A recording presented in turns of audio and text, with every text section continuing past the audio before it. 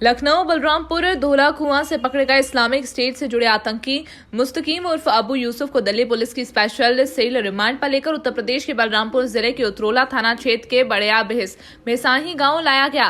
शुक्रवार की रात में मुठभेड़ के बाद दिल्ली पुलिस की स्पेशल सेल के हत्थे चढ़ा आतंकी अबू यूसुफ उर्फ मुस्तकीम बलरामपुर जिले के थाना कोतवाली उतरोला के ग्राम बड़िया भेसाही गाँव का निवासी है। उससे पूछताछ में खुलासा हुआ और दिल्ली और उत्तर प्रदेश में आतंकी हमले की साजिश रचा था। यही नहीं, उसके निशाने पर अयोध्या में बनने वाला राम मंदिर भी था।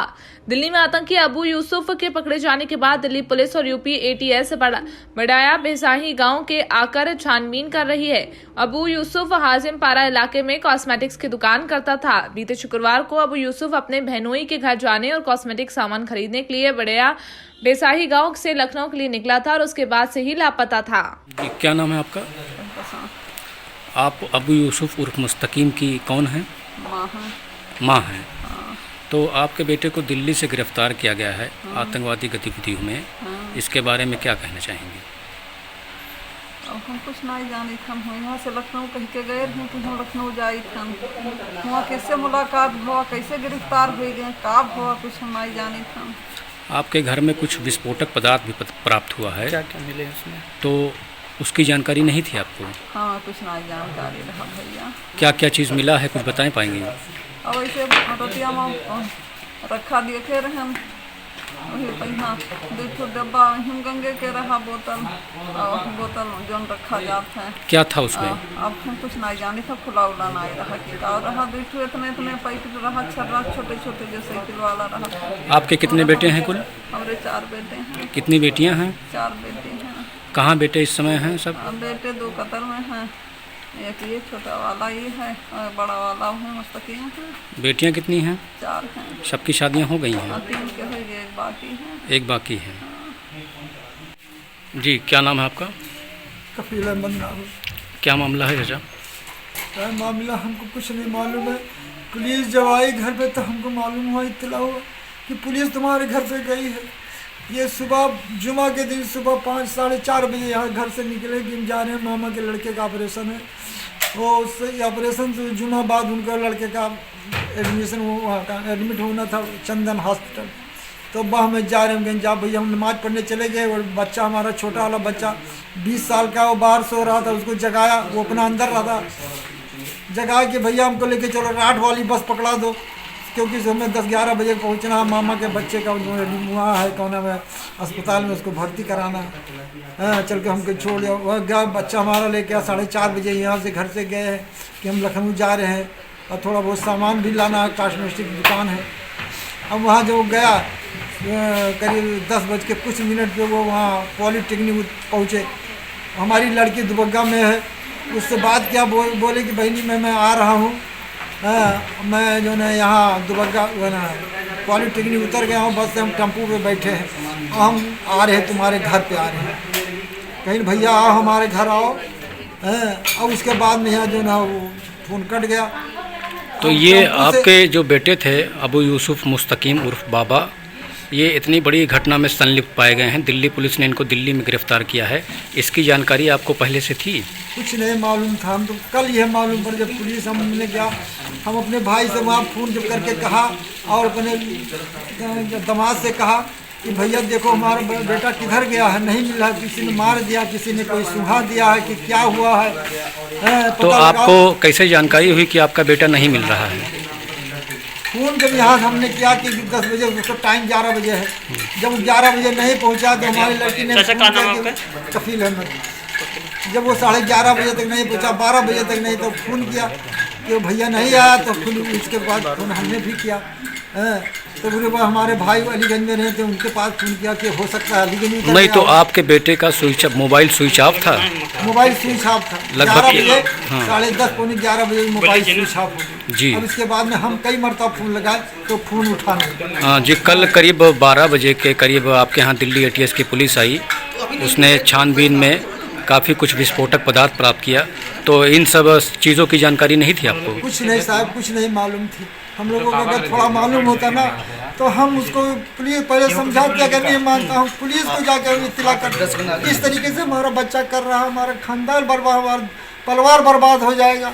हम अच्छा, कहाँ जाएंगे। उन्होंने पुलिस के बयान में कहा है कि हमने गांव के कब्रिस्तान में कुछ विस्फोट करके ट्रायल किया था, क्या इसकी जानकारी थी? हम कुछ नहीं मालूम, अगर हमको मालूम होता तो हम पकड़ लेते उनको। हम कहते तुमने क्या किया है, कहाँ सामान रखा, हम फौरन पुलिस से इतला करते, लेकिन कुछ नहीं बोला। और रात में जब हम भी रात में हमको नहीं सुना, जब लड़के से हमारे बयान ले रहे थे तो हम यहाँ भी खड़े नहीं थे, हम वहाँ बाहर कोठरी के अंदर रो रहे थे, बैठे थे, अपनी किस्मत पे रो रहे थे कि हमारा लड़का ये क्या किया, इतना सीधा, इतना भोला, इतना, लेकिन अंदर अंदर इसने क्या कर डाला। सुबह जब मीडिया वाले आए तब पूछने लगे हैं तो हमारा लड़का जब पूछने लगे स्फोट हुआ, हमने कहा कुछ नहीं। तब हमारा लड़का बोला कि नहीं भाई हमारे कह रहे थे पुलिस वाले के सामने। लखनऊ से दिल्ली पहुंच जाना, इसकी जानकारी कुछ थी आपको? कुछ नहीं साहब, हमको कुछ नहीं मालूम। अब वही 11 बजे से अब सुबह तक कहाँ रहे कहाँ नहीं रहे हम कुछ नहीं मालूम। अब वह 11-12 बजे पुलिस वाले जब यहाँ लेके आए तब वह मालूम पड़ा कि मैं जो नहीं यहाँ आए हैं। अब पुलिस तो पहुँच गई है 10 बजे यहाँ हमारे घर पे 10 बजे पहुँच गई। हम गए रहे घूमना, यूँ है दरख्वास्त देने में, चलो हमारे भाई बोले कि जाके तुम वहाँ दरख्वास्त दे दो ताकि वहाँ से गाड़ी चली है, बस चली है और वहाँ से वो निकले हैं तो वहाँ से जरूरी है। तो वहाँ हमने बाहर दरख्वास्त दिया, दिखाया, उसके बाद कोतवाल साहब निकल चुके थे यहाँ के लिए पूरी फोर्स। लेकिन हमको क्या मालूम था कि ये हमारे घर पे जा रहे हैं, ये हमारा लड़का इस तरीके से किया, कुछ नहीं मालूम था। जब अंदर हम गए दरखास्त लेके मुंशी के पास तो बोले कि आपका नाम आयशा है। आप अबू यूसुफ उर्फ मुस्तकीम की कौन हैं? अबू यूसुफ मेरा बेटा है, मुस्तकीम की पत्नी हूँ मैं। और उनको दिल्ली में पकड़ा गया है आतंकवादी उसमें, तो क्या इसकी जानकारी नहीं थी आपको? जानकारी मुझे थोड़े बहुत थी, जो सामान लाए तो आए थे उसके बारे में थोड़ी जानकारी थी, लेकिन मैंने मना किया, उनको नहीं माने। घर में कुछ वो अपने विस्फोटक पदार्थ रखे हुए थे, कल ATS की तलाश में मिला है। क्या?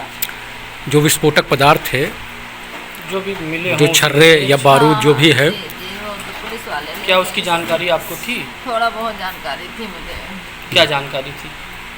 वो सामान लेके आते थे घर में, तो मैं देखी तो वो कहने लगी ये सामान किस लिए ला रहे हो, तो कह रहे कुछ सामान बनाने के लिए ला रहा हूँ। तो मैंने कहा कि ऐसा न करो, हमारे छोटे छोटे बच्चे हैं, अगर कुछ भी हो जाए तो हम कहाँ जाएंगे। यहाँ पर खोजबीन में रात में क्या क्या मिला था खोजने पर? हाँ, 2 जैकेट मिली थी, एक बेल्ट मिला था और एक हिमगंगे का डब्बा मिला था, थोड़ा बहुत पॉलीथीन में बारूद और छर्रे मिले थे। तो क्या वो जैकेट आपने किसी तालाब में फेंक दिया था? जी, हमने जब देखा कि पुलिस वाले आए हैं बाहर, हमें नहीं पता था कि मतलब मुस्तकीम पकड़ा गया है, और हमने पुलिस वालों को देखा कि बाहर बहुत सारे पुलिस वाले आए हैं, तो हम लोगों ने सोचा कि कोई कांड तो नहीं हो गया है, तो अगर तलाशी लेंगे तो ऐसा ना हो पकड़ जाए, तो इसलिए फेंक दिया कि हाँ वो तो पता नहीं कहाँ गायब हैं सब। लोग समझ रहे थे कि गायब हो गए हैं, गायब हो गए। तो जब पुलिस वाले आए बताने लगे कि मुस्तकीम मेरे पास है, मुस्तकीम के पास इतना इतना सामान है, वो कहाँ है, लाके हाजिर करो। तब हमने लाके हाजिर किया, हमने मुस्तकीम से मुझसे बात कराई, तो मुस्तकीम ने कहा जितना सामान करना है सब निकाल के पुलिस वालों के सामने, तो मैंने निकाल के। उस जैकेट में कुछ विस्फोटक लगा हुआ था? कुछ बारूद के कुछ टुकड़े बारूद लगे या थे? कुछ उसमें कुछ ऐसी चीज़ जैकेट लगी में? जिससे वो दग सकता था? जी लगे तो वो जैकेट आपने देखा था पहले? पहले देखा था हाँ, आपने? देखा तब मैंने मना किया उनको, वही तो देखा था। लगभग ये कब से कर रहे थे बारूद लाना बनाना? ये सब मतलब 1.5-2 साल से कर रहे थे, थोड़ा थोड़ा ला, लेकिन ये मुकम्मल नहीं किए थे। मैंने मतलब ला के रखे थे, धीरे धीरे किए। जब मैंने देखा कि ये सब बना रहे हैं तब हमने मना किया। ये जो विस्फोटक बारूद वगैरह था, तो उन्होंने कहा है कि हमने गांव के कब्रिस्तान में भी थोड़ा बहुत ट्रायल किया था। उनके सामने रात में बताया है तब मैंने सुना है सर, मुझे नहीं इसकी पता था, जानकारी नहीं थी? जानकारी मुझे नहीं थी। रात में उसने खुद अपने ज़बान से पुलिस वालों को इतला दी है, तब मुझे जानकारी हुई है कि वो कहा। लेकिन मैं मायके में और ससुराल दोनों मिला के रहती थी ना, तो मेरे हाजिरी में नहीं उसने किया होगा, तभी मुझे नहीं पता। या कभी किसी भी टाइम किया, रात में किया या दिन में किया, मेरे मौजूदगी में नहीं किया। जब वो खुद अपनी ज़बान से कह रहे हैं तो हकीकत बातें वो बता रहे हैं। वो झूठ नहीं बोलते थे, कभी नहीं झूठ बोलते थे। कुछ भी हो जाए मगर वो झूठ नहीं बोलेंगे। इसलिए कि पकड़े गए तो तुरंत के तुरंत पूरा सामान जगह के साथ उन्होंने पुलिस वालों को बता दिया। ये सब जो कर रहे थे वो बारूद लाना, छर्रे लाना या विस्फोटक वाली चीज़ें बनाना, इसके संबंध में आपने अपने परिवार में किसी को जानकारी नहीं दी? नहीं, किसी को जानकारी हमने नहीं जानकारी दी, यही तो मेरी गलती है। वो कह रहे थे कि किसी को जानकारी मत देना, हमने यही सोच के जानकारी नहीं दिया कि अगर वो बिगड़ जाएंगे मेरे ऊपर तो हम कहाँ जाएंगे। आखिर एक दिन आया कि मैं बर्बाद हो गई। आपने कभी मना नहीं किया कि ये सब मत करिए? हाँ, बहुत किया सर, मना बहुत किया, लेकिन वो नहीं माने कि मैं जो करता हूँ करने को। क्या नाम है आपका? मेरा नाम मनीषा है। ये मुस्तकीम की आप कौन हैं? हम उनकी छोटी बहन हैं। उनकी छोटी बड़े बहन? भाई हैं। जी, आपके भाई मुस्तकीम को दिल्ली पुलिस ATS ने गिरफ्तार किया दिल्ली से, तो इसके बारे में क्या कहेंगे आप? हम बस यही कहना चाहते हैं कि फ्राइडे को निकले थे मामू को हालचाल देने के, मामू से मिलने जा रहे हैं। और कहाँ पे मिलने जा रहे थे? लखनऊ जा रहे थे। वो यही कह के गए थे मामू मंडे को ट्रांसप्लांट वो था, सर्जरी था, कहने जा रहे थे कि जाए मामू से मिलाएं, और दुकान की कुछ चीज़ें भी लेनी थी, घट गया था दुकान में, इसीलिए वो गए थे। 4 साढ़े 4 बजे वाली बस से यहाँ से गए। जब नहीं पहुँचे तो सब परेशान हो गए। सबके हम लोग सबके पास फ़ोन कर रहे हैं, सबके घर पे फ़ोन कर रहे हैं। कल दिल्ली ATS की पुलिस आपके घर पे आई, लगभग कई घंटों तक छानबीन किया है, उसमें कुछ विस्फोटक पदार्थ पाए गए थे, तो क्या था वो?